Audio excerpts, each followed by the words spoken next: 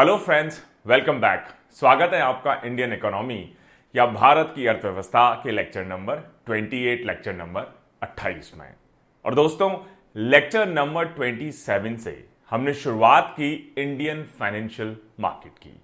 Lecture number 27 में हमने बहुत ब्रीफली समझने की कोशिश की कि चाहे इंडिविजुअल्स हों, चाहे बैंक्स हों, चाहे गवर्नमेंट हो, चाहे कॉर्पोरेट हाउसेस हों, चाहे बायर्स हो, सेलर्स हों, उनको दो तरह की कैपिटल की उनको जरूरत पड़ती है। सबसे पहले उनको जरूरत पड़ती है शॉर्ट टर्म कैपिटल, मतलब थोड़े समय के लिए उनको जो पैसा चाहिए अपने ऑपरेशंस को रन करने के लिए, उसको कई बार वर्किंग कैपिटल भी कहा जाता है। सेकेंड टाइप की जो कैपिटल है, जो लंबे समय के लिए उनको चाहिए, जिसको यूज किया जाता है या कहा जाता है या कैटेगराइज किया जाता है as long term capital. Long term capital का मतलब है उनको ये पैसा, ये कैपिटल, ये रिसोर्सेस लंबे समय के एसेट्स क्रिएट करने के लिए चाहिए होते हैं। जैसे अगर मुझे बिल्डिंग बनानी है अपनी फैक्ट्री की, तो हो सकता है वो बिल्डिंग अगले 50 साल 100 साल चले, या अगर मुझे मशीन्स खरीदनी है वो भी हो सकता है बहुत लंबे ड्यूरेशन तक चले। तो इसका मतलब short term capital, working capital, long term capital, assets create करने के लिए जो कैपिटल हमें चाहिए होती है। और लेक्चर नंबर 27 में हमने डिटेल में आपके साथ डिस्कस किया कि किस तरीके से जो शॉर्ट टर्म कैपिटल है, इंडियन मनी मार्केट उसको सप्लाई करता है, अवेलेबल करवाता है, चाहे वो अनऑर्गेनाइज सेक्टर हो या ऑर्गेनाइज सेक्टर के 8 इंपॉर्टेंट इंस्ट्रूमेंट्स हो।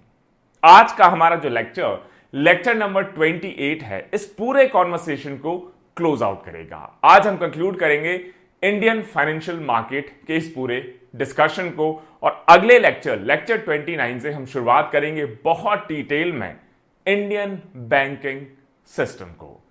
लेक्चर 29 से समझना शुरू करेंगे different terminologies Indian banking system से रिलेटेड, क्या उनके मीनिंग है, क्या उनके मायने हैं, किस तरीके से पूरा जो इंडियन बैंकिंग सिस्टम है वो वर्क करता है दोस्तों।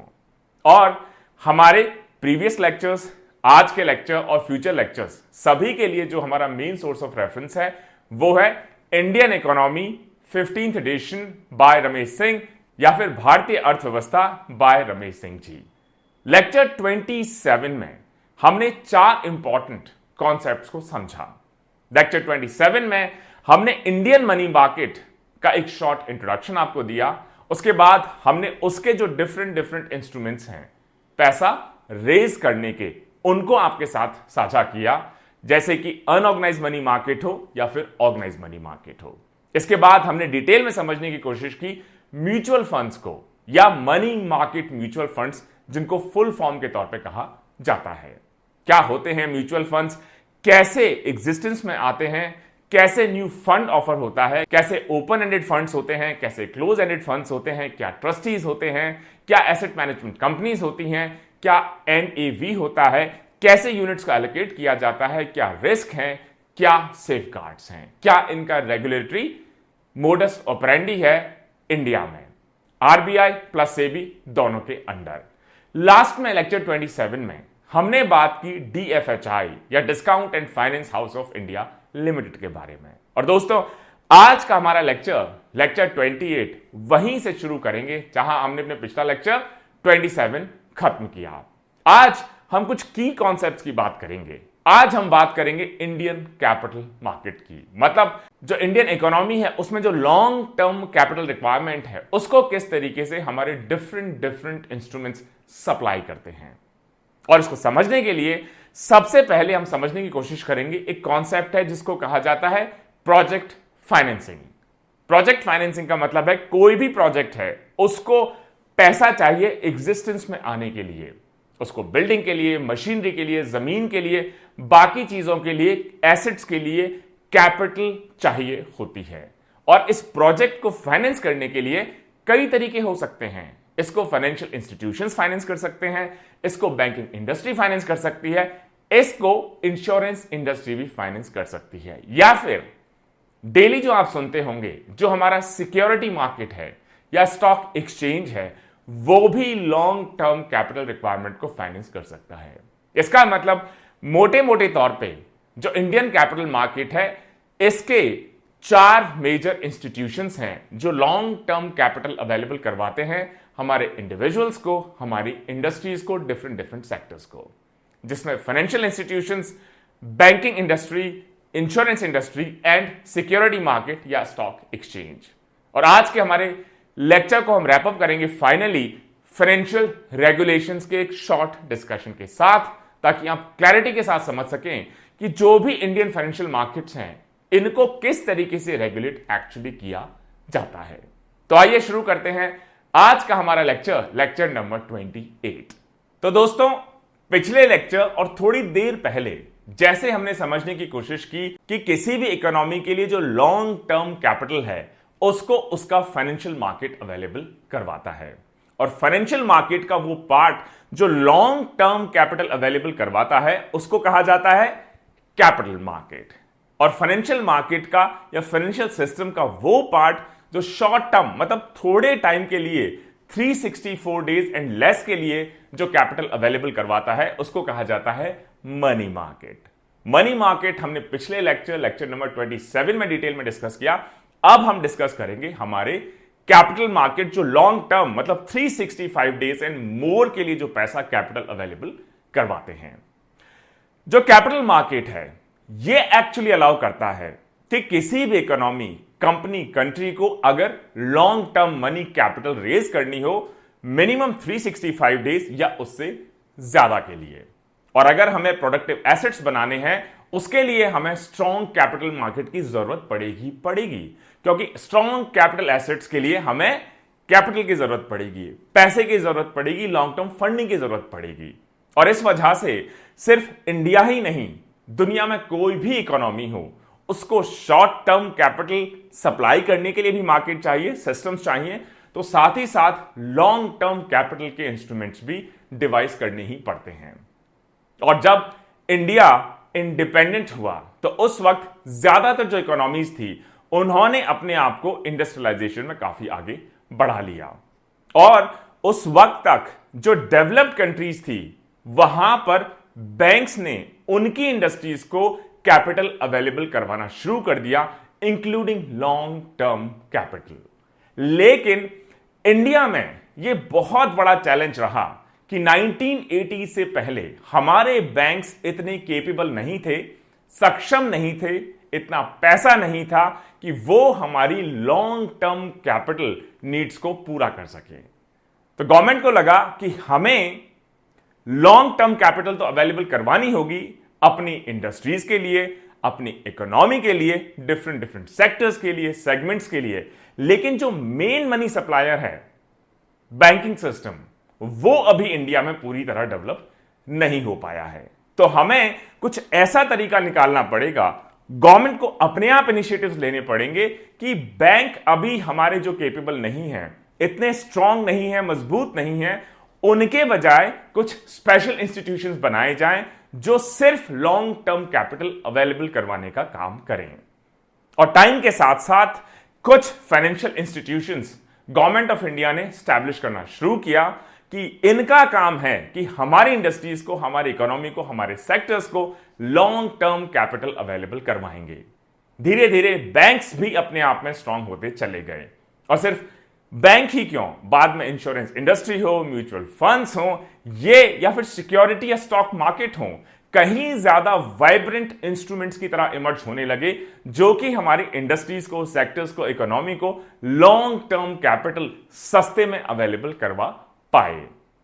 अगर कोई भी कैपिटल मार्केट है उसको अगर बहुत ऑर्गेनाइज तरीके से, सिस्टमैटिक तरीके से आगे बढ़ाना है तो उसके लिए एक अच्छा रेगुलेटरी फ्रेमवर्क होना भी जरूरी है, वरना कहीं ऐसा ना हो कि कैपिटल मार्केट तो डेवलप हो जाए, प्रॉपर रेगुलेशंस ना हो और फिर किसी तरह का फ्रॉड, धोखाधड़ी उसमें होना शुरू हो जाए। और किसी भी इकोनॉमी के लिए स्ट्रॉन्ग ग्रोथ प्रोस्पेक्ट्स के लिए एक वाइब्रेंट कैपिटल मार्केट होना जरूरी ही जरूरी है।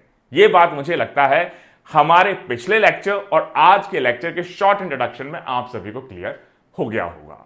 आज की तारीख में इंडियन कैपिटल मार्केट काफी स्ट्रांग है, बहुत बेहतर है पहले के मुकाबले, लेकिन ये जो जर्नी रही शुरुआत से लेके अभी तक की बहुत आसान नहीं रही। इंडिया जैसे ही इंडिपेंडेंट हुआ तो हम लोगों ने किस सेक्टर को अपना प्राइम मूविंग फोर्स चुना?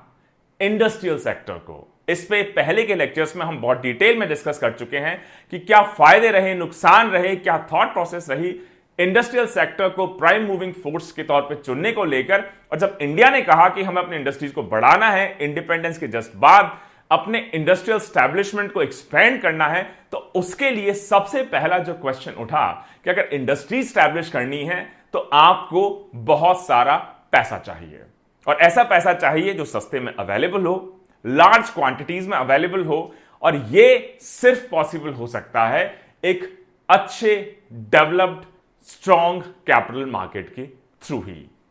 इंडिपेंडेंस के टाइम पे जो बैंक्स थे इंडिया में बहुत छोटे हुआ करते थे, बहुत वीक थे, और ज्योग्राफिकली भी बहुत अनइवनली डिस्ट्रीब्यूटेड थे। मतलब हो सकता है शहरों में आपको बैंक्स मिल जाएं, लेकिन रिमोट एरियाज में, फार फ्लंग एरियाज में, या किसी किसी स्टेट में, डिस्ट्रिक्ट में बैंकिंग उस वक्त बहुत ज्यादा आपको देखने को ना मिले। इसका मतलब कि इंडिपेंडेंस के बाद हमने ये तो डिसाइड कर लिया कि हमें इंडस्ट्रीज को आगे बढ़ाना है। उसके लिए हमें बहुत सारा पैसा भी चाहिए, लॉन्ग टर्म कैपिटल चाहिए, एक इंस्ट्रूमेंटल कैपिटल मार्केट चाहिए, लेकिन उसका जनरली जो मेन किरदार होता है बैंकिंग सिस्टम, वो अभी पूरी तरह इंडिया में डेवलप्ड नहीं है। उस वक्त तक जो इंडस्ट्रियलाइजिंग वेस्टर्न इकोनॉमीज हुआ करती थी, वहां banks already major role play करना शुरू कर चुके थे उनके इंडस्ट्रियल सेक्टर को लॉन्ग टर्म कैपिटल अवेलेबल करवाने के डायरेक्शन में। तो गवर्नमेंट ऑफ इंडिया ने कहा ठीक बात है, हमें इंडस्ट्रियलाइज होना है, हमारे बैंकिंग सिस्टम अभी उतने केपेबल नहीं हो पाए हैं, तो इस वजह से हम डेडिकेटेड फाइनेंशियल इंस्टीट्यूशंस या एफआईज जिनको कहा जाता है उनको स्टैब्लिश करेंगे, जब तक हमारे बैंक इनफ स्ट्रेंथ और प्रेजेंस और कैपेबिलिटी अचीव ना कर लें। और ये जो फाइनेंशियल इंस्टीट्यूशंस होंगे ये इस वैक्यूम को भरेंगे जब तक हमारे बैंक्स काबिल ना हो जाएं। और ये जो फाइनेंशियल इंस्टीट्यूशंस होंगे जिनको गवर्नमेंट ने स्पेसिफिकली डिजाइन किया, स्टैब्लिश किया प्रोजेक्ट फाइनेंसिंग के लिए, प्रोजेक्ट्स को फाइनेंस करने के लिए, इंडस्ट्रीज को फाइनेंस करने के लिए, इंडस्ट्रियलाइजेशन को बढ़ाने के लिए, इनका काम होगा कि आप सिर्फ प्रोजेक्ट फाइनेंसिंग पे ही फोकस करेंगे। आपका काम आम लोगों के लिए बैंकिंग करना नहीं होगा। तो दोस्तों, इससे इमर्ज हुआ ये पूरा कॉन्सेप्ट प्रोजेक्ट फाइनेंसिंग का। मतलब इंडिया जैसे ही इंडिपेंडेंट हुआ तो इंडिया ने चूज किया कि हमें इंटेंसिवली, तेजी से इंडस्ट्रियलाइजेशन को बढ़ाना है ताकि हम जल्दी से ग्रो कर सकें, एक अच्छा डेवलपमेंटल स्टेटस हम अचीव कर सकें। और इसके लिए गवर्नमेंट ऑफ इंडिया ने चूज किया पब्लिक सेक्टर अंडरटेकिंग्स इसमें लीड लेंगे। और अगर हमें इंडस्ट्रियलाइजेशन करना है किसी भी कंट्री में, किसी भी सेक्टर में, उसके लिए 3 इंपॉर्टेंट इनपुट्स हैं। एक, हमें कैपिटल चाहिए, पैसा चाहिए किसी भी इंडस्ट्री को बसाने के लिए, बनाने के लिए, स्टैब्लिश करने के लिए। एक, हमें टेक्नोलॉजी चाहिए, और हमें लेबर चाहिए। और इंडिपेंडेंस के टाइम ये तीनों ही चीजें बड़ी मुश्किल थी इंडिया में मिलना, क्योंकि उस वक्त हमारा बैंकिंग सिस्टम डेवलप्ड नहीं था। कैपिटल अवेलेबिलिटी एक मेजर चैलेंज था, टेक्नोलॉजिकली हम बिल्कुल एडवांस नहीं थे, और स्किल्ड लेबर भी उस वक्त एक बहुत बड़ा चैलेंज था। तो गवर्नमेंट ने कहा इन तीनों को केटर करने के लिए हम अलग अलग स्ट्रैटेजी अडॉप्ट करेंगे। तो गवर्नमेंट ने कहा कि जो कैपिटल रिक्वायरमेंट है, पैसे की जरूरत है, इसको फुलफिल करने के लिए हम इंटरनल और एक्सटर्नल सोर्सेस दोनों को टैप करेंगे। और इनको टैप करने के लिए हम स्पेशलाइज तरीके से फाइनेंशियल इंस्टीट्यूशंस या एफआईज को स्टैब्लिश करेंगे, जिनका काम होगा कि इंटरनल सोर्सेज से भी पैसा मोबिलाइज करें, एक्सटर्नल सोर्सेज से भी पैसा मोबिलाइज करें, हमारे इंडस्ट्रीज को, हमारे प्रोजेक्ट्स को, हमारे इंडस्ट्रियल सेक्टर को फाइनेंस करने में उस पैसे को फिर यूज किया जाए।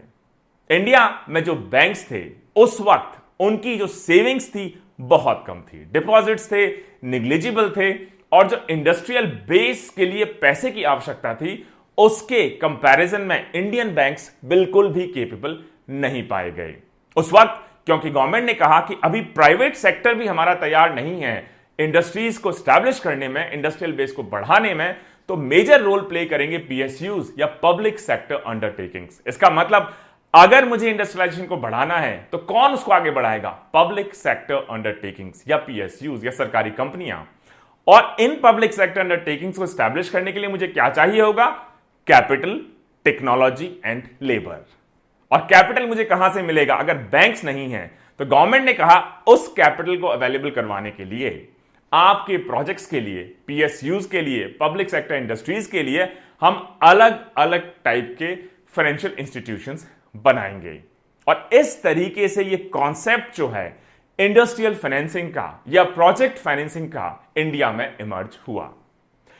आज की तारीख में अगर ये जो फाइनेंशियल इंस्टीट्यूशंस हैं इंडिया में, इनको थोड़ा सा समझने की कोशिश करें तो सबसे जो पहली कैटेगरी है प्रोजेक्ट फाइनेंसिंग में, जो इंस्टीट्यूशन पैसा देते हैं, फाइनेंस करते हैं हमारे इंडस्ट्रियल बेस को, इकोनॉमी को, उसमें आते हैं फाइनेंशियल इंस्टीट्यूशंस।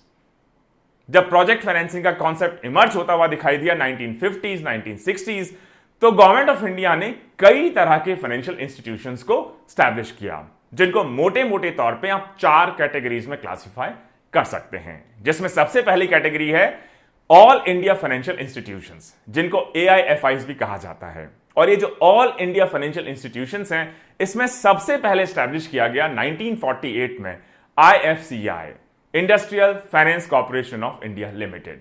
उसके बाद 1955 में ICICI, जिसको आप बैंक के तौर पे आज जानते हैं। उसके बाद 1964 में IDBI, 1990 में SIDBI एंड 1997 में IIBI। इनमें ICICI को छोड़कर बाकी जितने भी फाइनेंशियल इंस्टीट्यूशंस थे, चाहे वो IFCI हो, IDBI हो, SIDBI हो, IIBI हो, पूरी तरह गवर्नमेंट ओन्ड थे। सिर्फ ICICI इकलौता जॉइंट सेक्टर वेंचर था जिसमें जो इनिशियल कैपिटल थी, पैसा लगाया गया था, वो RBI के साथ साथ कुछ फॉरेन बैंक्स और हमारे जो बाकी फाइनेंशियल इंस्टीट्यूशंस थे, सबने मिलकर इस जॉइंट वेंचर को उस वक्त स्टैब्लिश किया। जो पब्लिक सेक्टर फाइनेंशियल इंस्टीट्यूशंस थे, इसको किसने फंड किया होगा? ऑब्वियसली गवर्नमेंट ऑफ इंडिया ने। और 1980s तक इन फाइनेंशियल इंस्टीट्यूशंस ने मेजर रोल प्ले किया हमारे इंस्टीट्यूशंस को, प्रोजेक्ट्स को, इंडस्ट्रीज को, सेक्टर्स को, इकोनॉमी को फंड करने की डायरेक्शन में, लॉन्ग टर्म कैपिटल अवेलेबल करवाने की डायरेक्शन में।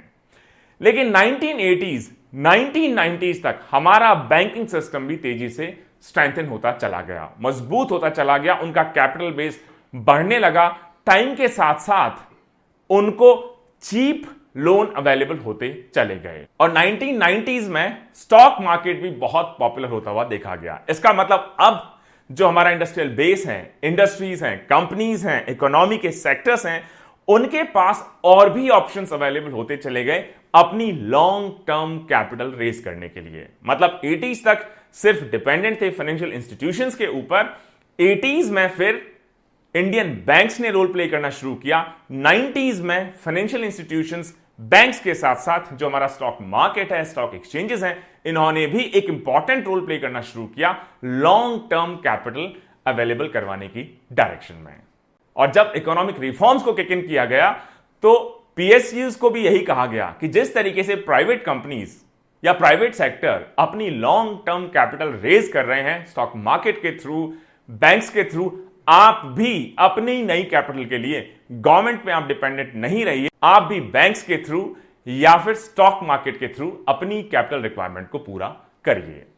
जो ऑल इंडिया फाइनेंशियल इंस्टीट्यूशंस थे, जिनको 1948 से रफली 1997 तक स्टैब्लिश हम लोगों ने किया, इनका जो इंटरेस्ट रेट था मोर और लेस फिक्स्ड हुआ करता था। लेकिन जैसे बैंकिंग सेक्टर हमारा 1980s, 1990 में और अच्छा डेवलप होता चला गया, उनका कैपिटल बेस बढ़ता चला गया, उनके पास जो कॉस्ट ऑफ फंडिंग थी कम होती चली गई। इसका मतलब इंडस्ट्रीज को बैंक सस्ते में लोन अवेलेबल करवाने की पोजीशन में आ गए बाय 1980s, 1990s। तो इंडस्ट्रीज ने कहा अगर बैंक मुझे उतनी ही कैपिटल अवेलेबल करवा पा रहे हैं सस्ते रेट पे, तो फिर मैं ये फाइनेंशियल इंस्टीट्यूशन से लोन क्यों लूं। और इस वजह से 1990s के बाद हमने एक शार्प डिक्लाइन देखा ऑल इंडियन फाइनेंशियल इंस्टीट्यूशंस के रोल में, जिस रोल को धीरे धीरे बैंकिंग सेक्टर के साथ साथ स्टॉक एक्सचेंज या इक्विटी मार्केट ने टेक ओवर करना शुरू कर दिया for their long term capital requirements. और इस कारण अर्ली 2000s में गवर्नमेंट को लगने लगा कि अब ये ऑल इंडिया फाइनेंशियल इंस्टीट्यूशंस की एक्चुअली रेलेवेंस बहुत ज्यादा नहीं रह गई है, क्योंकि हमारे बैंक सब केपेबल हो गए हैं, स्टॉक मार्केट हमारा अच्छा डेवलप हो गया है, तो अब in all India financial institutions को क्यों ना हम डेवलपमेंट बैंक्स में कन्वर्ट कर दें।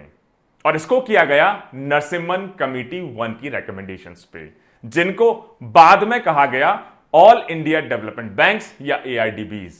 और इस क्रम में 2000 में गवर्नमेंट ने ICICI को कहा आप रिवर्स मर्जर कर सकते हैं। मतलब ICICI शुरुआत में जब स्टैब्लिश हुआ तो स्टैब्लिश किया गया इसको ऑल इंडिया फाइनेंशियल इंस्टीट्यूशन के तौर पे, ICICI बैंक बाद में स्टैब्लिश किया गया। लेकिन 2000 में गवर्नमेंट ने कहा कि जो ओरिजिनल कंपनी है, जो पेरेंट एंटिटी है ICICI all India financial institution, ये अपने आप को मर्ज कर सकता है ICICI बैंक के साथ। साथ ही साथ उनको यह भी कहा गया कि जो ICICI all India financial institution है, जब ICICI बैंक के साथ रिवर्स मर्ज हो जाएंगे, रिवर्स मर्जर का मतलब है कि पुरानी एंटिटी को नई एंटिटी टेक ओवर कर रही है। जनरली होता यह है कि पुरानी एंटिटी नई एंटिटी को टेक ओवर करती है, उसको मर्जर कहा जाएगा। लेकिन अगर नई एंटिटी पुरानी एंटिटी को टेक ओवर करेगी तो उसको रिवर्स मर्जर कहा जाएगा। तो ICICI बैंक ने रिवर्स मर्जर के through ICICI all India financial institution को टेक ओवर कर दिया और इनको यह कहा गया कि अब आपके ऊपर कोई ऑब्लिगेशन नहीं है कि आप प्रोजेक्ट फाइनेंसिंग की एक्टिविटीज में इन्वॉल्व रहेंगे। आपको अब पहला ऑल इंडिया डेवलपमेंट बैंक कहा जाएगा। आप एक यूनिवर्सल बैंक है, आप खुद अगर चाहें अपनी मर्जी से बिना किसी गवर्नमेंट के ऑब्लिगेशन के तो अपने फाइनेंशियल इंस्टीट्यूशंस आप सेटअप कर सकते हैं। आप इंश्योरेंस में एंटर कर सकते हैं, मर्चेंट बैंक्स आप कर सकते हैं, आप म्यूचुअल फंड्स कर सकते हैं, जो नॉर्मली आज के बैंकिंग सिस्टम में हम लोग देखते हैं। सिमिलरली गवर्नमेंट ने 2002 में एक और इंपॉर्टेंट स्टेप लिया कि अब क्योंकि ऑल इंडियन फाइनेंशियल इंस्टीट्यूशंस की वैल्यू या रेलिवेंस या जरूरत बहुत ज्यादा नहीं रह गई है, तो गवर्नमेंट ने 2002 में IDBI को अलाउ किया रिवर्स मर्जर के लिए कि आप भी अपने IDBI बैंक के थ्रू टेक ओवर करवा सकते हैं। और इस तरीके से ICICI के बाद IDBI हमारा second all India development bank emerge हुआ। लेकिन ICICI बैंक को तो गवर्नमेंट ने कहा कि आपका प्रोजेक्ट फाइनेंसिंग का कोई ऑब्लिगेशन नहीं है क्योंकि आप पूरी तरह अब एक प्राइवेट एंटिटी हैं। लेकिन IDBI में क्योंकि गवर्नमेंट का स्टेक है, इसको अभी भी प्रोजेक्ट फाइनेंसिंग की ड्यूटी से मुक्त या फ्री नहीं किया गया। मतलब अब भी IDBI को अपनी बैंकिंग एक्टिविटीज के साथ साथ जो हमारा इंडस्ट्रियल सेक्टर है, बेस है, उसकी प्रोजेक्ट फाइनेंसिंग, उसको कैपिटल अवेलेबल करवाने के डायरेक्शन में काम करना ही पड़ेगा। सिमिलरली एक और मूव सोचा गया 2002 में। गवर्नमेंट ने प्रपोज किया कि हम IFCI और UBI को मर्ज कर दें, जो हमारा नेशनलाइज्ड बैंक है पंजाब नेशनल बैंक, और एक बड़ा यूनिवर्सल बैंक हम बना दें। लेकिन पंजाब नेशनल बैंक या PNB ने कहा कि हम बहुत विलिंग नहीं है इस मर्जर के लिए, क्योंकि ये दोनों जो फाइनेंशियल इंस्टीट्यूशंस हैं IFCI और UBI भारी घाटे में हैं, लॉस मेकिंग में हैं। और ये जो मंशा रही, कॉन्सेप्ट रहा, इसको आप पार्टली करेक्ट कह सकते हैं, क्योंकि ये रिकमेंडेशन दी गई नरसिम्हन कमेटी 2 के द्वारा। उन्होंने कहा कि हमें 3 टायर बैंकिंग स्ट्रक्चर इंडिया में बनाना पड़ेगा।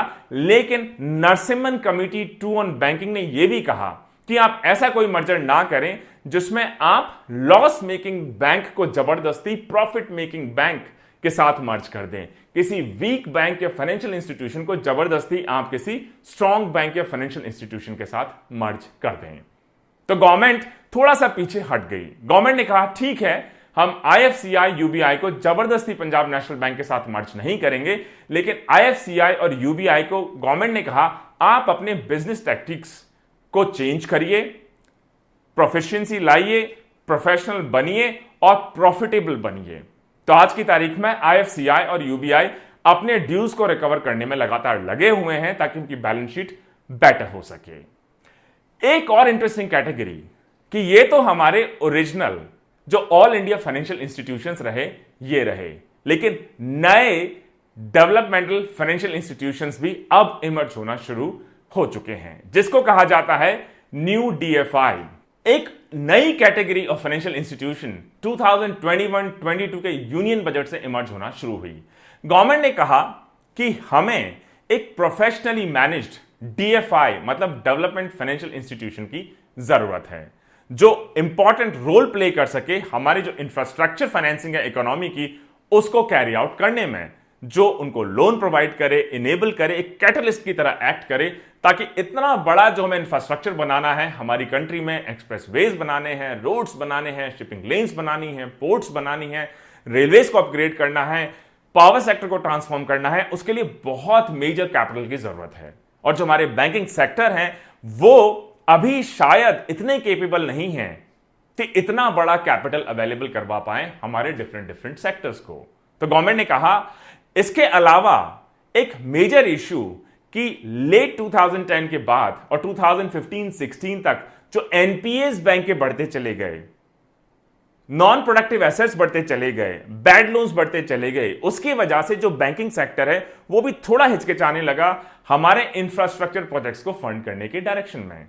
तो गवर्नमेंट ने कहा ठीक बात है, हम बैंक्स को जबरदस्ती पुश नहीं करेंगे कि आप high risk long gestation period के इंफ्रास्ट्रक्चर प्रोजेक्ट्स को फंड करें, उसके लिए हम एक separate national bank for financing infrastructure and development NBFID उसको एस्टैब्लिश करेंगे। और NBFID national bank for financing infrastructure and development को कब एस्टैब्लिश किया गया? लेट 2021 में, और इसने 2022-23 फाइनेंशियल ईयर से अपने ऑपरेशंस को कैरी आउट करना शुरू कर दिया है।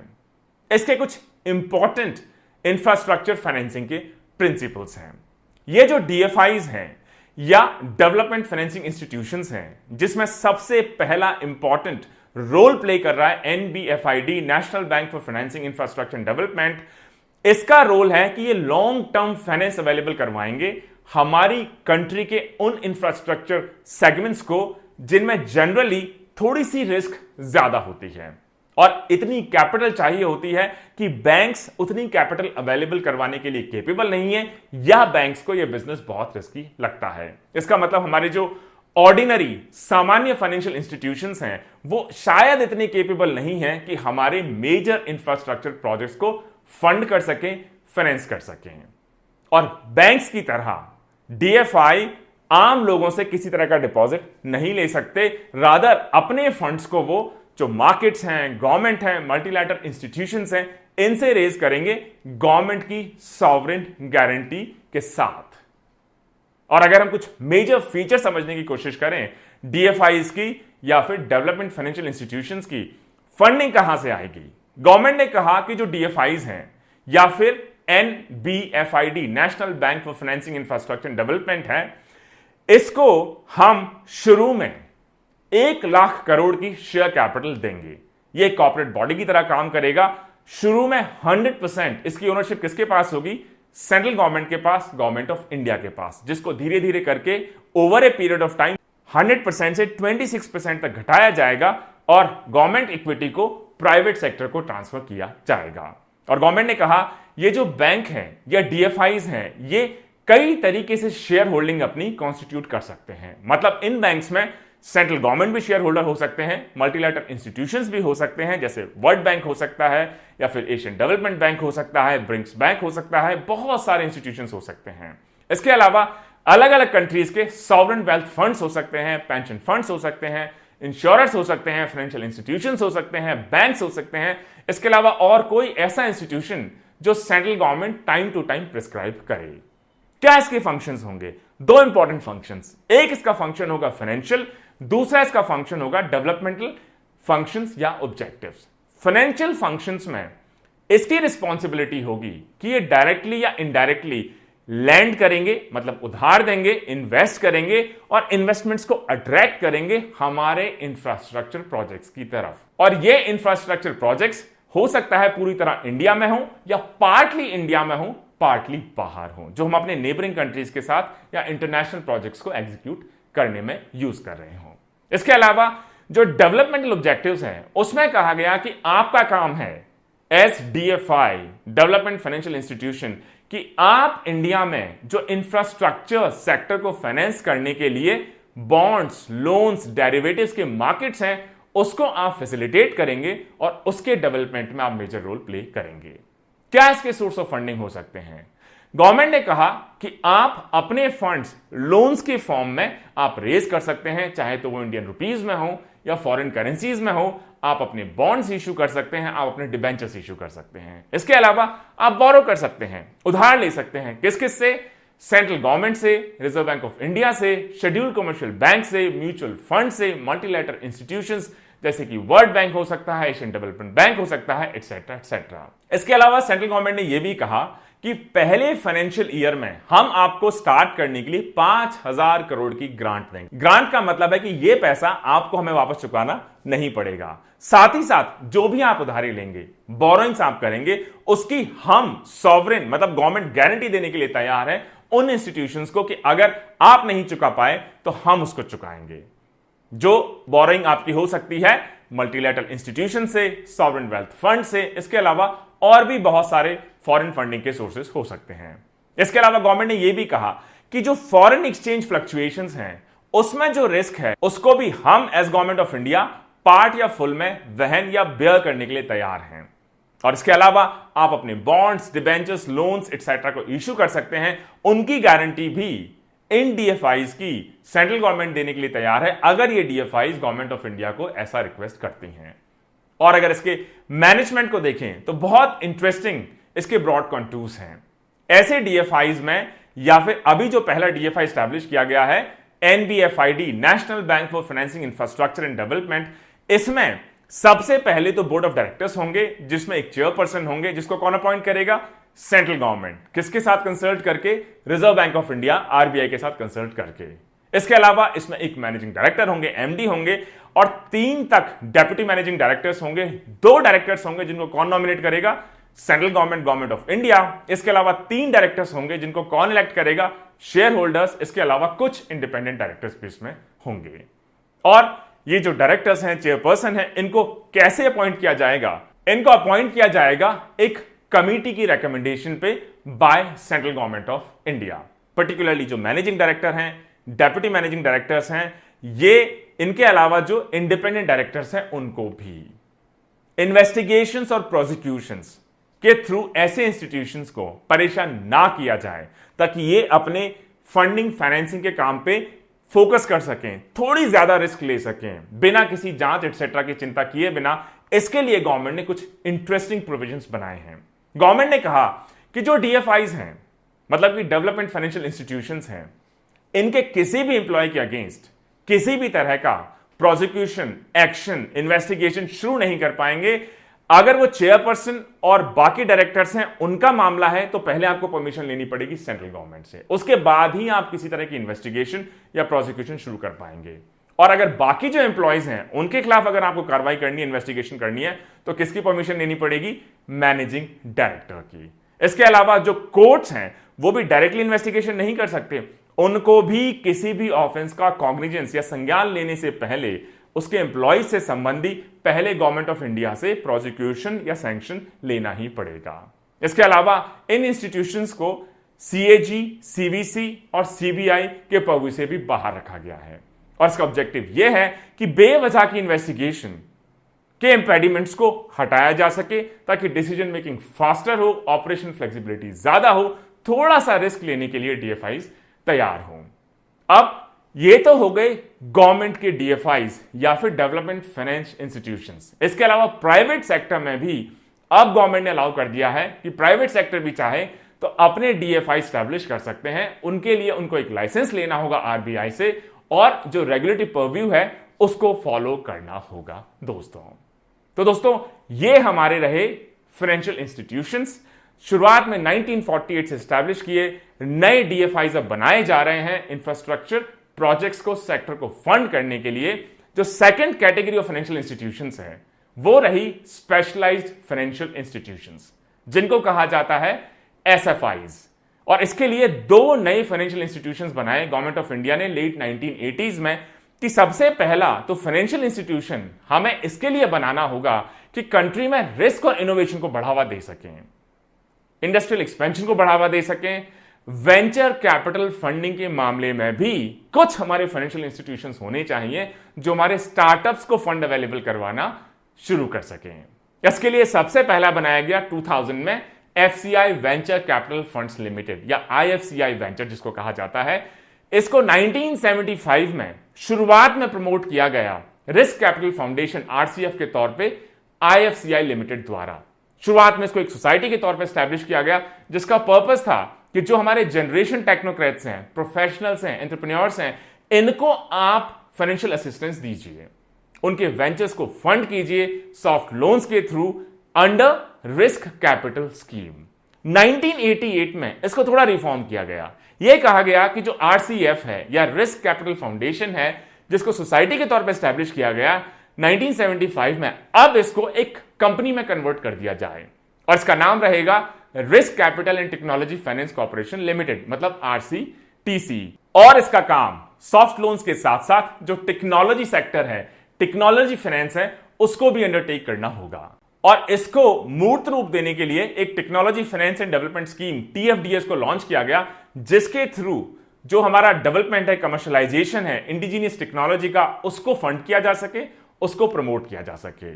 इसके अलावा जो रिस्क कैपिटल स्कीम है, उसके थ्रू आरसीटीसी ने फाइनेंशियल असिस्टेंस प्रोवाइड करना शुरू किया हमारे वेंचर कैपिटलिस्ट को, हमारे इंडस्ट्रीज को, हमारे स्टार्टअप्स को, हमारे एंटरप्रेन्योर्स को। किस तरीके से? डायरेक्ट इक्विटी पार्टिसिपेशन, मतलब इतना पैसा हम आपको देने के लिए तैयार है अपनी कंपनी शुरू करने के लिए, और इसमें इतनी हिस्सेदारी हमारी होगी। इसके बाद बहुत सारे परम्यूटेशंस, कॉम्बिनेशंस हुए, किस तरीके से फंडिंग इवॉल्व होती हुई चली गई। 2007 के आसपास ये जो स्पेशल फाइनेंशियल इंस्टीट्यूशंस रहे, जो रिस्क को, इनोवेशन को, इंडिजिनियस टेक्नोलॉजी को फंड करने की डायरेक्शन में इवॉल्व होते चले गए, धीरे धीरे डिसिपेट होते हुए दिखाई हमें देते हैं। तो दोस्तों, ये तो पहला स्पेशल फाइनेंस इंस्टीट्यूशन रहा जिसका पर्पस था कि किस तरीके से स्टार्टअप कल्चर को या हमारे एंटरप्रेन्योर्स को या वेंचर कैपिटलिस्ट को फंडिंग अवेलेबल करवाई जा सके। जो सेकंड स्पेशल फाइनेंशियल इंस्टीट्यूशन रहा कि किस तरीके से हम टूरिज्म के सेक्टर में इंडिया में बढ़ावा ला सकें, बढ़ोतरी ला सकें, सपोर्ट कर सकें, इंडिया के टूरिज्म सेक्टर को फाइनेंस अवेलेबल करवा सकें। इसके लिए 1989 में tourism finance corporation of India limited को स्टैब्लिश किया गया, और इसको स्टैब्लिश किया गया नेशनल कमिटी ऑन टूरिज्म, जिसको यूनिस कमिटी भी कहा जाता है, under the aegis of planning commission, उनकी रिकमेंडेशन पे। गवर्नमेंट ने कहा 1988 में कि हमें एक separate all India financial institution चाहिए जो टूरिज्म रिलेटेड एक्टिविटीज और प्रोजेक्ट्स को फाइनेंशियल असिस्टेंस या फंडिंग या कैपिटल अवेलेबल करवा सके। और इस डिसीजन को फाइनली ऑपरेशनलाइज करने के लिए 1989 में जो आईएफसीआई लिमिटेड है, उसके साथ साथ कई सारे all India financial investment institutions, कुछ नेशनलाइज्ड बैंक्स ने एक नई पब्लिक लिमिटेड कंपनी को स्टैब्लिश किया, जिसका नाम रहा TFCI, tourism finance corporation of India limited. और इसका फंक्शन रहा कि आप स्पेशलाइज करेंगे all India development financial institution, जो सिर्फ टूरिज्म इंडस्ट्री के ऊपर फोकस करेंगे। उनके क्या फाइनेंशियल नीड है, क्या कैपिटल चाहिए, कब पैसा चाहिए, टेक्नोलॉजी चाहिए, इसको आप सपोर्ट करेंगे। इसको 1989 में एक पब्लिक लिमिटेड कंपनी के तौर पे इनकॉर्पोरेट किया गया एंड 1989 से ही इसने अपने ऑपरेशंस कैरी आउट करना शुरू किया। इसके अलावा जो टीएफसीआई है, इसको पब्लिक फाइनेंशियल इंस्टीट्यूशन के तौर पे जनवरी 1990 में नोटिफाई कर दिया गया। इसके जो प्रमोटर हैं आईएफसीआई, ये रफली 41.6% इसमें शेयर होल्डिंग होल्ड करते हैं। इसके अलावा पब्लिक 26%, उसके अलावा public sector banks, public insurance companies, public mutual funds, UTI mutual fund etcetera, बाकी के शेयर होल्डिंग इसमें होल्ड करते हैं दोस्तों। तो दोस्तों, इस तरीके से जो दो सबसे इंपॉर्टेंट एस्पेक्ट है फाइनेंशियल इंस्टीट्यूशंस के, सबसे पहले रहा ऑल इंडिया फाइनेंशियल इंस्टीट्यूशंस, दूसरा रहा स्पेशलाइज्ड फाइनेंशियल इंस्टीट्यूशंस, जिसमें एफसीआई का जो वेंचर कैपिटल फंड है आईएफसीआई वेंचर 2000, जिसको स्पेशली क्रिएट किया गया रिस्क कैपिटल स्कीम के अंडर, कि हमारे जो एंटरप्रेन्योर्स हैं, वो स्टार्टअप्स हैं, वेंचर कैपिटलिस्ट हैं, उनको कैसे फंडिंग अवेलेबल करवाई जा सके। इसके अलावा एक और स्पेशल इन्वेस्टमेंट फाइनेंशियल इंस्टीट्यूशन, जिसका पर्पस रहा टूरिज्म को फंडिंग करना, टूरिज्म को बढ़ाना, 1989 में tourism finance corporation of India limited के थ्रू। जो तीसरी कैटेगरी है फाइनेंशियल इंस्टीट्यूशंस की, जिसको आप कह सकते हैं इन्वेस्टमेंट इंस्टीट्यूशंस या आईआईएस। तीन तरह के इन्वेस्टमेंट इंस्टीट्यूशंस पब्लिक सेक्टर में उस वक्त स्टैब्लिश किए गए। सबसे पहले स्टैब्लिश हुआ LIC, life insurance corporation of India limited, in 1956। फिर स्टैब्लिश किया गया यूटीआई 1964 में, फिर जीआईसी, जनरल इंश्योरेंस कॉर्पोरेशन 1971 में। अभी आज की तारीख में ये तीनों ही LIC, UTI and GIC domestic financial institutions की कैटेगरी में नहीं आते हैं। एलआईसी अब इकलौता पब्लिक सेक्टर इंश्योरेंस कंपनी बन चुका है लाइफ इंश्योरेंस सेगमेंट में। वहीं पे जीआईसी, जो पहले फाइनेंशियल इंस्टीट्यूशन की तरह स्टैब्लिश किया गया था, अब 2000 से लगातार पब्लिक सेक्टर री इंश्योरेंस कंपनी बन चुका है। वहीं यूटीआई ने अपने आप को कन्वर्ट कर लिया 2002 में as a mutual fund company. इसका मतलब पास्ट में 1956 में एलआईसी स्टैब्लिश हुई, यूटीआई 1964 में, जीआईसी 1971 में। इनका पर्पस रहा इन्वेस्टमेंट इंस्टीट्यूशंस की तरह, फाइनेंशियल इंस्टीट्यूशंस की तरह। अब ये उस फंक्शन को कैरी नहीं करते हैं। एलआईसी है, इसको अब इंश्योरेंस कंपनी कहा जाता है, और कॉमन पार्लेंस में आप अपनी फैमिली में बहुत सारे लोगों की लाइफ इंश्योरेंस एलआईसी के थ्रू करवाते होंगे, हो सकता है प्राइवेट सेक्टर के थ्रू करवाते हों, बट एलआईसी आज की तारीख में भी सबसे बड़ी लाइफ इंश्योरेंस कंपनी है हमारे देश में, और ये ओवरऑल इंडियन इंश्योरेंस इंडस्ट्री का एक इंपॉर्टेंट पार्ट है। इकलौती पब्लिक सेक्टर कंपनी है जो लाइफ इंश्योरेंस सेगमेंट में ऑपरेट करती है। साथ ही साथ सिर्फ ऑपरेट ही नहीं करती, जो प्राइवेट लाइफ इंश्योरेंस कंपनीज हैं उनके साथ ओपन मार्केट में हेल्दी तरीके से कॉम्पीट भी करती है। सिमिलरली यूटीआई अब इंडियन म्यूचुअल फंड इंडस्ट्री का पार्ट बन चुका है, और ये इकलौती पब्लिक सेक्टर कंपनी है जो प्राइवेट सेक्टर म्यूचुअल फंड्स के साथ कॉम्पीट करती है। इसके अलावा जो 4 पब्लिक सेक्टर की जनरल इंश्योरेंस कंपनीज हुआ करती थी, वो अब इंडिया के जनरल इंश्योरेंस इंडस्ट्री का पार्ट बन चुकी हैं, जो प्राइवेट कंपनीज हैं जनरल इंश्योरेंस एरिया में, उनके साथ कॉम्पीट करती हैं। ये चारों जनरल इंश्योरेंस कंपनीज पहले जीआईसी की शेयर होल्डिंग कंपनीज हुआ करती थी। अब जीआईसी का स्टेक उसमें से गवर्नमेंट ऑफ इंडिया ने ले लिया है। इसका मतलब अब जो ये चारों जनरल इंश्योरेंस कंपनीज हैं, ये डायरेक्टली ओन की जाती हैं गवर्नमेंट ऑफ इंडिया द्वारा, और जीआईसी का मैंडेट अब सिर्फ री इंश्योरेंस वाला पार्ट ही रह गया है। इसके अलावा चाहे डोमेस्टिक हो या फॉरेन इंस्टीट्यूशंस हो, पब्लिक भी हो सकते हैं, प्राइवेट दोनों हो सकते हैं, जो ऑपरेट करें उनको ब्रॉडली डोमेस्टिक इन्वेस्टमेंट इंस्टीट्यूशंस के तौर पे भी कैटेगराइज किया जा सकता है। इसके अलावा अगर वो फॉरेन लाइफ इंश्योरेंस कंपनी है तो उसको फॉरेन इन्वेस्टमेंट इंस्टीट्यूशन एफआईआई के तौर पे भी कैटेगराइज किया जा सकता है। क्यों इनको फाइनेंशियल इंस्टीट्यूशन के तौर पर कैटेगराइज किया जाता रहा होगा? कोई भी अपनी इंश्योरेंस करवाता है, चाहे लाइफ इंश्योरेंस करवाए, चाहे गाड़ी का इंश्योरेंस करवाए, जनरल इंश्योरेंस करवाए, घर का इंश्योरेंस करवाए, क्रॉप का इंश्योरेंस करवाए, उसके लिए आप प्रीमियम पे करेंगे इंश्योरेंस कंपनी को, और वो इंश्योरेंस कंपनी क्या करेगी, उस पैसे को अलग अलग जगह इन्वेस्ट करेगी।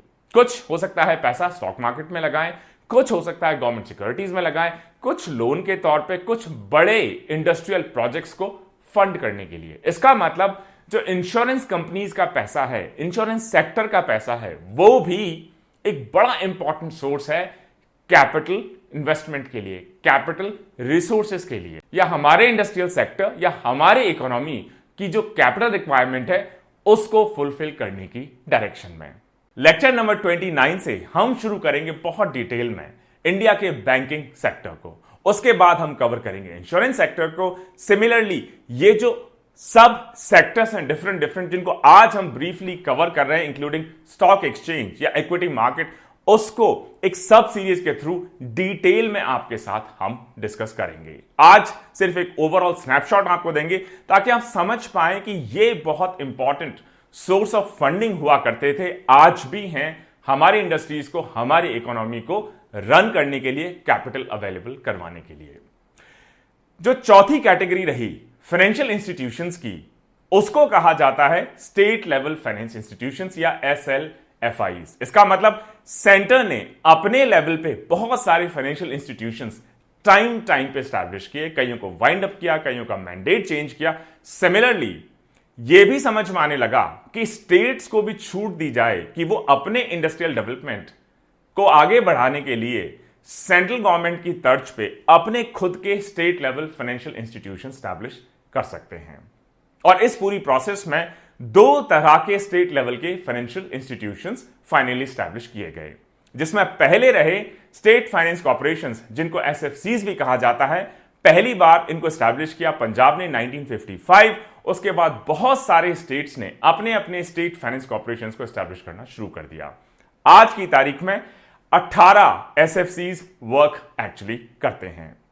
जो सेकंड कैटेगरी स्टेट्स ने स्टैब्लिश की, उसको कहा जाता है स्टेट इंडस्ट्रियल डेवलपमेंट कॉर्पोरेशन या फिर SIDCs। मतलब ये fully dedicated public sector financial institutions थे जिनका सिर्फ पर्पस इंडस्ट्रियल डेवलपमेंट पे फोकस करना था अपनी अपनी पर्टिकुलर स्टेट्स में। और सबसे पहले आंध्र प्रदेश और बिहार ने अपने स्टेट इंडस्ट्रियल डेवलपमेंट कॉर्पोरेशंस को स्टैब्लिश किया 1960 में। ज्यादातर ये जो स्टेट लेवल फाइनेंस कॉर्पोरेशंस हैं या state level industrial development corporations हैं, ज्यादातर ह्यूज लॉसेस या नुकसान में रन कर रहे हैं। और कहा जाता है कि अगर इनको हमने रीस्ट्रक्चर नहीं किया ऑल इंडिया फाइनेंशियल इंस्टीट्यूशंस की तर्ज पे, तो हो सकता है ये कंप्लीटली अनसस्टेनेबल हो जाएं और कई सारे इसमें से ऑलरेडी बंद होना भी शुरू हो चुके हैं। लेकिन ऐसा कहा जाता है कि शायद उतनी पॉलिटिकल विल नहीं है स्टेट्स की तरफ से। इसके अलावा जो प्राइवेट फाइनेंसर्स हैं वो भी इन एलिंग बीमारू स्टेट फाइनेंस कॉर्पोरेशंस या स्टेट इंडस्ट्रियल डेवलपमेंट कॉर्पोरेशंस में इन्वेस्ट करने के लिए तैयार नहीं है।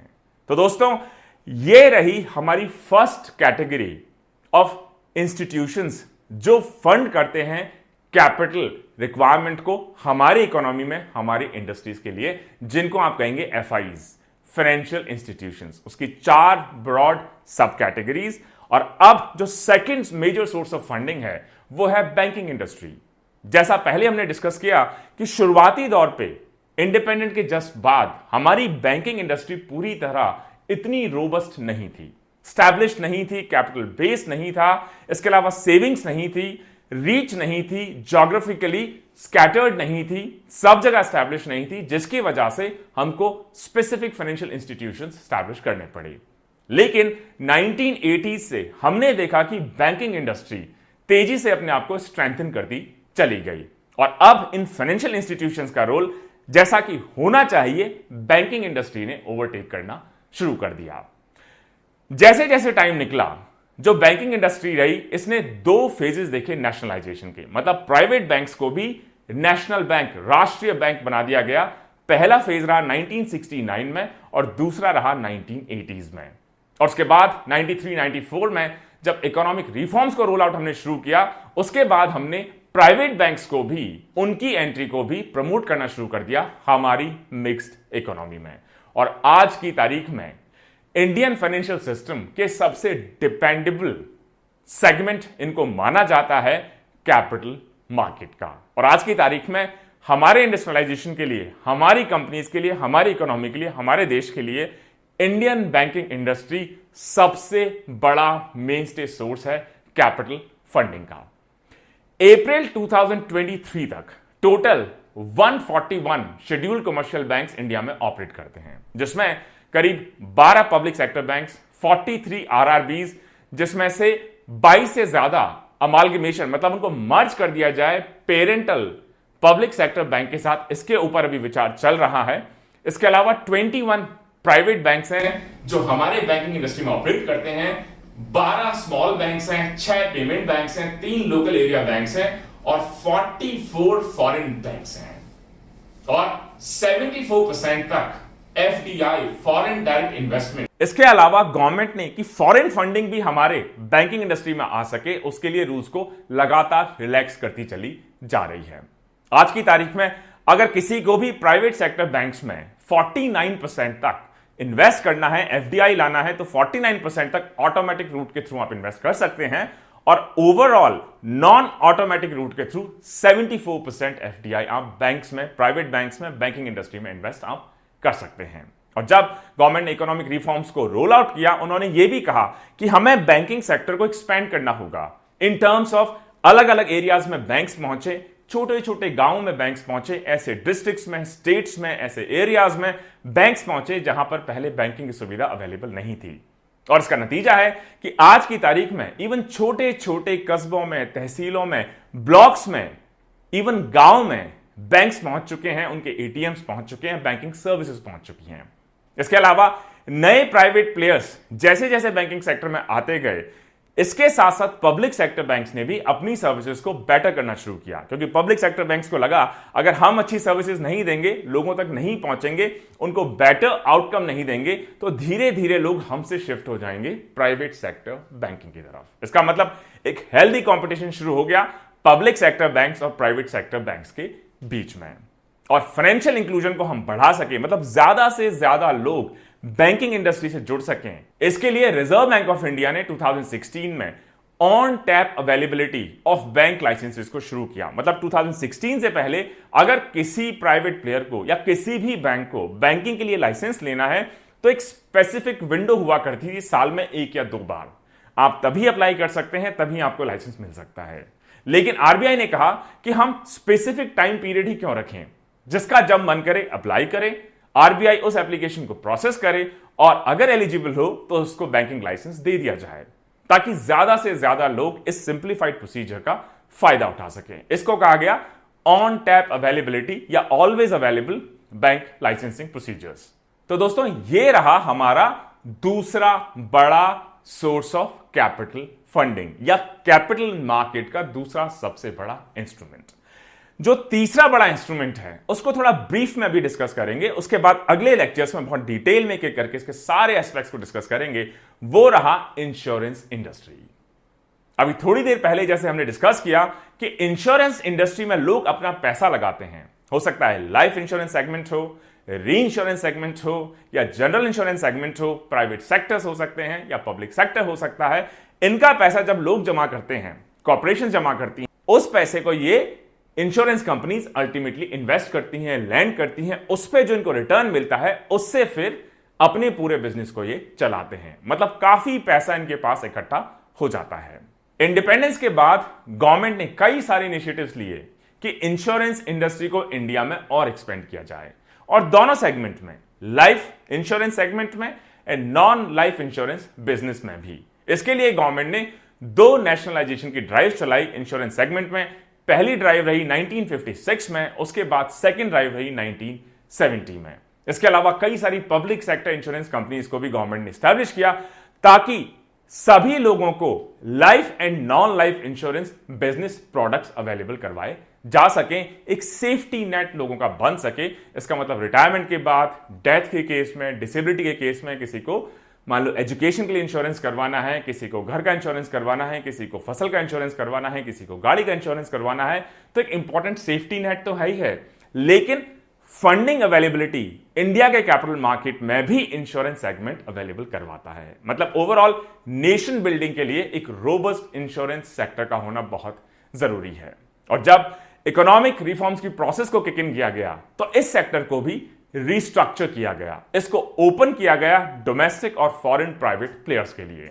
2021-22 में 74% तक एफडीआई लिमिट बढ़ा दी गई है, जो कि 1999 में सिर्फ 26% ही हुआ करती थी। इसके अलावा 1999 में एक इंडिपेंडेंट रेगुलेटर भी स्टैब्लिश किया गया इंश्योरेंस रेगुलेटरी डेवलपमेंट अथॉरिटी के नाम से, कि पूरे इंश्योरेंस सेक्टर को रोबस्ट तरीके से रेगुलेट किया जा सके। और इसके बाद कई सारे प्राइवेट प्लेयर्स ने भी इंडियन इंश्योरेंस सेगमेंट में एंट्री की है। 2021-22 में रफली 56 इंश्योरेंस कंपनीज इंडिया में ऑपरेट करती हैं, जिसमें से 24 कंपनीज लाइफ इंश्योरेंस सेगमेंट में ऑपरेट करती हैं और 32 कंपनियां नॉन लाइफ सेगमेंट में ऑपरेट करती हैं। इसमें एक पब्लिक सेक्टर लाइफ इंश्योरर है जिसको आप एलआईसी के नाम से जानते हैं, 4 पब्लिक सेक्टर जनरल इंश्योरर्स हैं, 2 स्पेशलाइज्ड इंश्योरर्स हैं एआईसीआईएल एंड ईसीजीसी। इसके अलावा एक पब्लिक सेक्टर री इंश्योरर है जीआईसीआरई और 10 फॉरेन री इंश्योरर्स हैं। मतलब एक बहुत ही वाइब्रेंट इंश्योरेंस इंडस्ट्री आज इंडियन इकोनॉमी विटनेस करती है। एक्सपेंशन और पेनिट्रेशन इंश्योरेंस का हमारे पूरे देश में रिफॉर्म पीरियड में कहीं ज्यादा एक्सपोनेंशियली ग्रो करते हुए देखा गया, लेकिन इसके बावजूद भी गवर्नमेंट की जो एक्सपेक्टेशंस थी या इंटरनेशनल जो स्टैंडर्ड्स हैं उसके अनुसार अभी भी इंश्योरेंस पेनिट्रेशन हमारे देश में शायद उतना नहीं है। गवर्नमेंट का भी और आरआईडीए मतलब इंश्योरेंस रेगुलेटरी डेवलपमेंट अथॉरिटी की लगातार कोशिश है कि इंश्योरेंस पेनिट्रेशन को हम अपने देश में और ज्यादा बढ़ाएं। तो दोस्तों, यह रहा हमारा तीसरा बड़ा source of capital market funding, insurance sector. जो चौथा बड़ा capital market source of funding है वो है हमारा security market, stock exchange, stock market, equity market. Government ने कई अटेम्प्ट्स किए कि हमारा जो सिक्योरिटी और स्टॉक मार्केट है पूरे सेगमेंट को हम कैसे ऑर्गेनाइज करें, कैसे इसको हम एक्सपेंड करें। और आज की तारीख में इंडिया का जो सिक्योरिटी मार्केट है, स्टॉक एक्सचेंज का पूरा सिस्टम है, इसको सबसे वाइब्रेंट शेयर मार्केट्स में से माना जाता है अक्रॉस द ग्लोब। और 1980s में ऑल इंडिया फाइनेंशियल इंस्टीट्यूशंस या स्टेट फाइनेंशियल इंस्टीट्यूशंस को रिप्लेस किया बैंक्स ने। 1990s में स्टॉक मार्केट ने बैंक्स के साथ साथ खुद को भी एक important robust source of capital funding के तौर पे एस्टैब्लिश करना शुरू कर दिया। और जो इंडिया का सिक्योरिटी मार्केट है, इक्विटी मार्केट है, स्टॉक एक्सचेंजेस हैं, कौन उसे रेगुलेट करता होगा? सेबी। इसका मतलब securities exchange board of India. इसके अलावा इंडिया ने एक बहुत अच्छा एडवांस्ड फॉरवर्ड मार्केट भी डेवलप किया है, जिसमें हंड्रेड्स ऑफ कमोडिटीज, मतलब सैकड़ों कमोडिटीज ट्रेड की जाती हैं। कमोडिटीज के साथ साथ डेरिवेटिव्स को भी ट्रेड किया जाता है spot and non spot basis पे।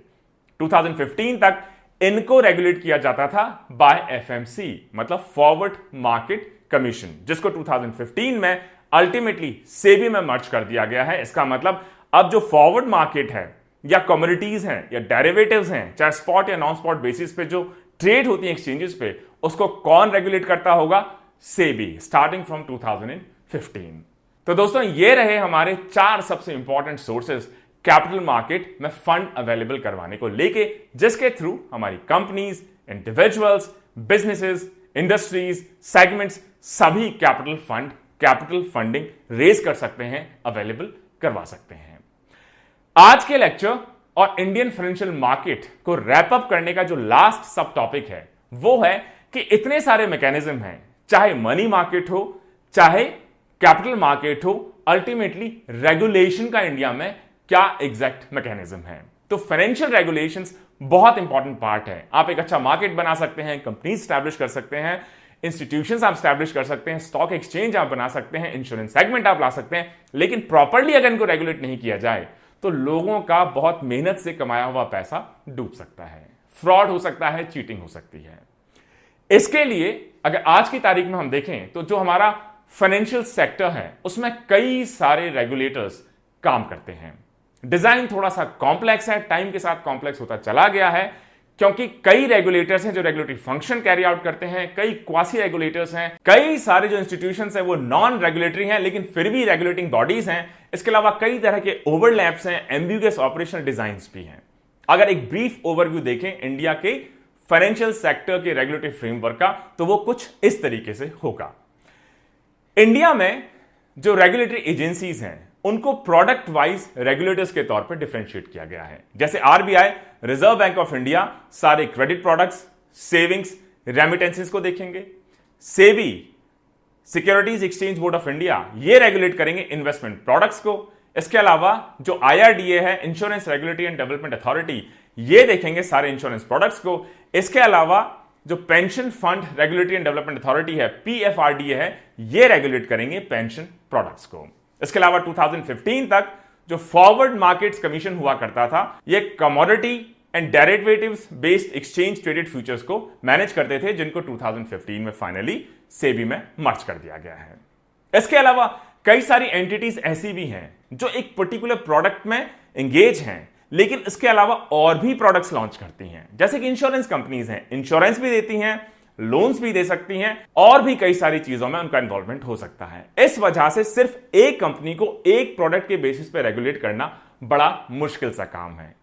2010 में एक मेजर कंट्रोवर्सी भी हुई, जहां पे आईआरडीए और पीएफआरडीए दोनों आमने सामने आ गए इस बात को लेके कि किसका एग्जैक्टली ज्यूरिसडिक्शन होगा, क्योंकि जो प्रोडक्ट था वो पेंशन से रिलेटेड था लेकिन इंश्योरेंस से भी रिलेटेड था। तो अगर पेंशन से रिलेटेड है तो pension fund regulatory and development authority PFRDA के अंडर फॉल करेगा, इंश्योरेंस से रिलेटेड है तो insurance regulatory and development authority इसके अंडर बेसिकली फॉल करेगा।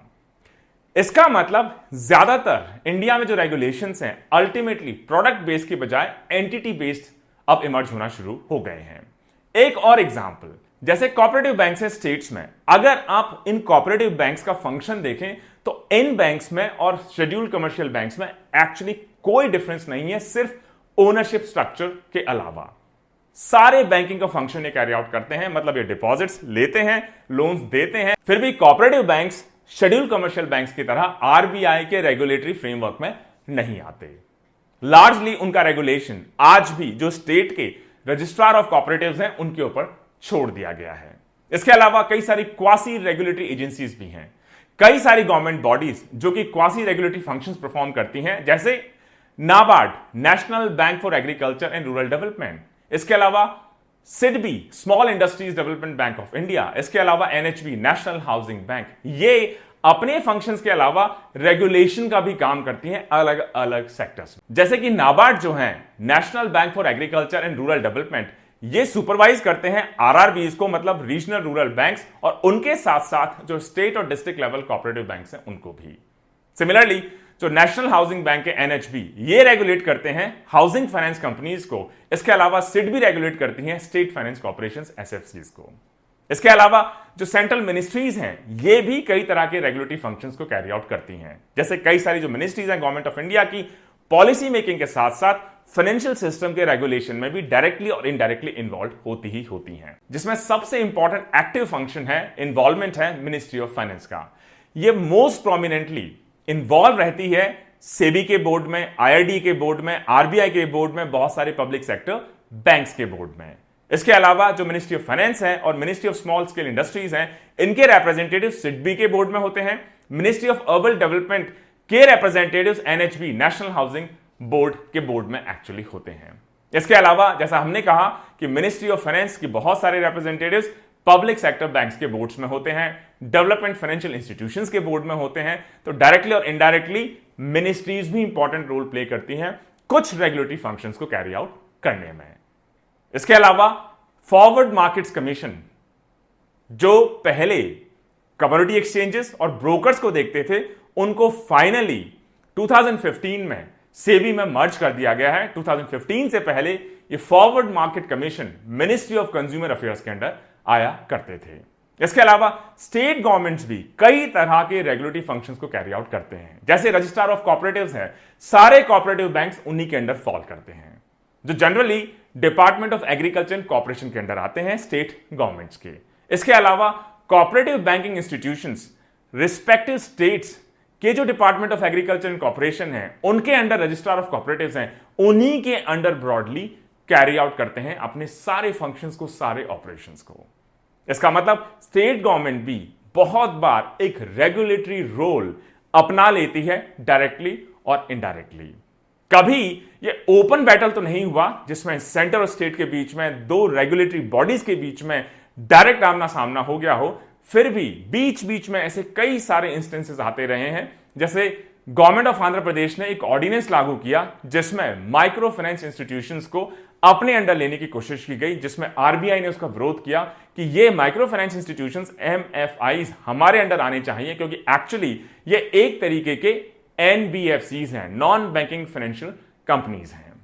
इसके अलावा कई सारे जो एक्शंस हैं कई बार कोर्ट्स में भी पहुंच गए। अल्टीमेट जो जुरिस्डिक्शन है कि अगर आरबीआई के साथ, सेबी के साथ या किसी भी सेंट्रल रेगुलेटरी अथॉरिटी के साथ अगर स्टेट का कोई डिस्प्यूट होता है तो कौन उसे रिजॉल्व करेगा? Honourable supreme court of India. इसके अलावा कई सारे जो फाइनेंशियल इंटरमीडियरीज हैं, इंस्टीट्यूशंस हैं, उनके अपने अलग से नोटिफाइड एक्ट्स हैं, स्टैट्यूज हैं। फॉर एग्जांपल जैसे फाइनेंशियल सर्विस इंटरमीडियरीज हैं एसबीआई और उनके एसोसिएटेड बैंक्स। इसके अलावा एलआईसी, जीआईसी, इनके अपने खुद के स्टैट्यूज हैं जिनको पार्लियामेंट ऑफ इंडिया ने पास किया है। उसमें इनके लिए regulations clearly, particularly, specially codified हैं। इसका मतलब ऐसे भी इंस्टीट्यूशंस हैं जिनको एक तरीके से स्पेशल स्टेटस दिया गया है पार्लियामेंट ने स्पेशल रूल्स एक्ट्स उनके लिए पास करके। अब कुछ लेटेस्ट डेवलपमेंट की बात देख लें कि इतने सारे रेगुलेटर्स, इतना कॉम्प्लेक्स हमारा फाइनेंशियल रेगुलेशन का पूरा फ्रेमवर्क आर्किटेक्चर, इसको सिंप्लीफाई करने के लिए कई बार कोशिश हुई है। जैसे एफएसडीसी का स्टैब्लिशमेंट होना कुछ साल पहले एक बड़ा इंपॉर्टेंट एडिशन आप कह सकते हैं हमारे ओवरऑल रेगुलेटरी आर्किटेक्चर में, जिसको इंप्लीमेंट किया गया financial sector development council establish करके। और यह कहा गया कि पहले की जो high level committee on capital markets होती थी उसको रिप्लेस करेंगे FSDC, financial sector development council. इसके जो चेयरपर्सन होंगे वो ऑनरेबल फाइनेंस मिनिस्टर होंगे और इसमें सभी जो रेगुलेटरी अथॉरिटीज हैं उनके रिप्रेजेंटेटिव होंगे। इसका एक परमानेंट सेक्रेटेरिएट भी होगा। इस council, FSDC, financial sector development council का एक्चुअली पर्पस होगा अगर किसी तरह का इंटर एजेंसी डिस्प्यूट है उसको सेटल करें। इसके अलावा जो फाइनेंशियल कॉन्ग्लोमरेट्स हैं उनके रेगुलेशंस को ये स्ट्रीमलाइन करें एक दूसरे के रेगुलेशन के हिसाब से, इसके अलावा वेल्थ मैनेजमेंट फंक्शंस, खासतौर से मल्टीपल प्रोडक्ट्स जो अलग अलग रेगुलेटर्स के परव्यू में आते हैं, उसको कैसे स्ट्रीमलाइन करना है, यह भी इस काउंसिल का पर्पस होगा। इसके अलावा 2013 में एक कमीशन बनाया गया जिसका नाम रहा financial sector legislative reforms commission या FSLRC। इसको हेड किया गया honourable justice BN Shri Krishna द्वारा। इनका पर्पस रहा कि आप पूरे फाइनेंशियल सेक्टर को आप स्टडी करिए और इसके सिंप्लीफिकेशन या रिफॉर्म्स के लिए आप रिकमेंडेशन गवर्नमेंट को दीजिए।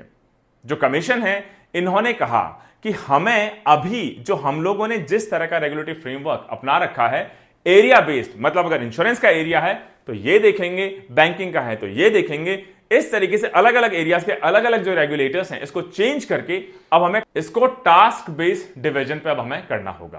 कुछ जो मेजर रिकमेंडेशंस रही financial sector legislative reforms commission FSLRC की, उसमें सबसे पहले रहा कि हमें हॉरिजॉन्टल स्ट्रक्चर डेवलप करना पड़ेगा जिसमें जो बेसिक रेगुलेटरी मॉनिटरिंग फंक्शंस हैं इनको unified financial agency carry out करेगी।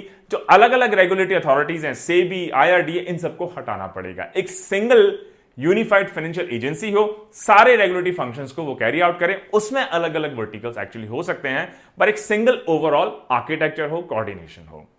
इससे फायदा क्या होगा? इससे फायदा यह होगा कि जो ओवरलैपिंग डुप्लिसिटी है रेगुलेटरी फंक्शंस की, उसको हम खत्म कर पाएंगे। इसके अलावा उन्होंने यह भी कहा कि अगर किसी को फाइनेंशियल सेक्टर से रिलेटेड कोई इशू है तो उस इशू को रिड्रेस करने के लिए, उसके लिए जिसका ग्रीवियांस है, जिसको दिक्कत है, अलग अलग रेगुलेटरी अथॉरिटी के जाने के बजाय एक सिंगल फाइनेंशियल रिड्रेसल एजेंसी बनाई जाए।